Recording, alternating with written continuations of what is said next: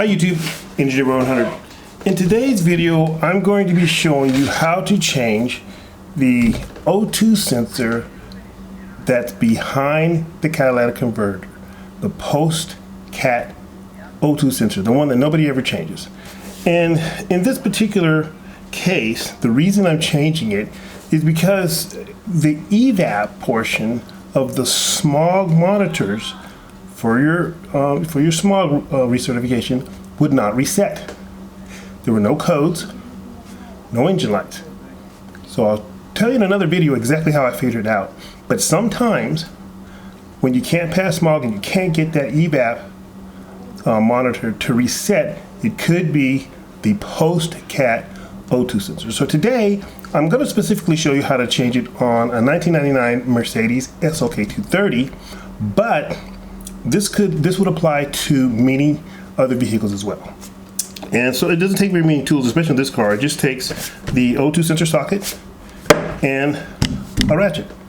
And this has got to be the easiest O2 sensor that I've ever changed in my life. I'll show you where it is and what I'm going to do to change it. Then I'll let you watch me change it, and then it'll be done. Let's go check out where it is. Okay, so the post-cat O2 sensor in relation to the car is way in the back. And if you approach it from the right-hand side, the passenger side, you'll go down past that rear tire where I've got that hose as a marker. And you go down here, and all you have to do is disconnect an electrical connector, unscrew the O2 sensor, out with the old, in with the new. So I'll show you where it is now. Okay, so we're under the car. Here's the O2 sensor. And I'll go up underneath and I'll show you where the electrical connector is clipped to the frame. Right there. So we'll unclip that, unplug it. Then we are going to unscrew the O2 sensor and install the new one.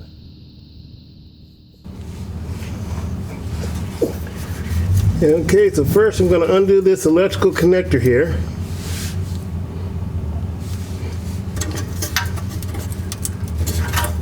Unclip it. Then I'll unplug it. So you just, sometimes you have to use a little screwdriver. There we go. Hold it and just kind of pry it out without breaking the tab off. Be careful. Don't break the tab off as he breaks off the tab. Hopefully I don't break off my tab on camera.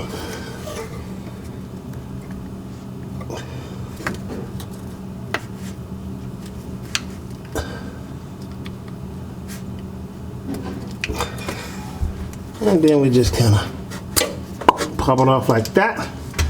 Alright, so the next thing we're going to do is we're going to use our wrench or socket and put this on there, and then we're going to turn it counterclockwise with our ratchet. So we're going to have a little, see what we can do here with this ratchet. See if I can put the ratchet in there.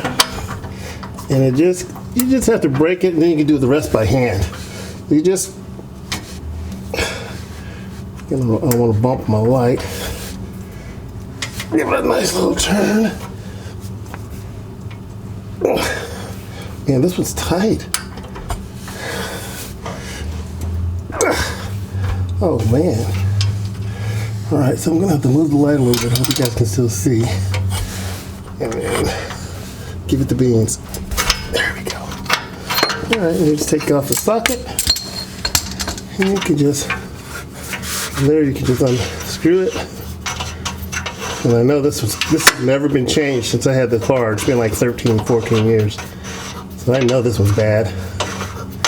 And what this one does, unlike the one in the front of the cat, is it simply measures the oxygen left in the exhaust after the catalytic converter to see how good the catalytic converter itself is working for emissions. And that's why it's part of the evap smog system. Okay, so once we take out the old, putting the new in is quite simple, and you want to check. I mean, most of the time they do have it on there for you, but you want to check to see if you have some anti-seize on the thread so it doesn't get stuck, and you don't want to over tighten it. I'm sure there's a torque spec for this. I don't know what it is. I don't use it. But you don't need to go crazy. Just snug it up, quarter turn, eighth of a turn, and then that should be tight enough. And take the little socket, put it on like so, down low, do it by hand. Then I would give it just a little bit of a snugging, and that should be good enough. It has worked for me for many years. So just like that. You can kind of feel the crush washer crushing, and then once it starts to stop, you stop too.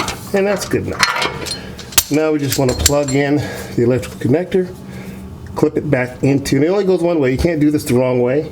There's a little bit of a spike inside there, so it can only go one way in this little groove. So you don't have to worry about hooking it up backwards. There you go. A little more. And then just clip it back into the bracket where it was. And just like that, you're done. You want to try to just kind of make sure it's not touching the pipe itself so it won't burn your wires. And that's how you change the post-cat O2 sensor. Thank you for watching.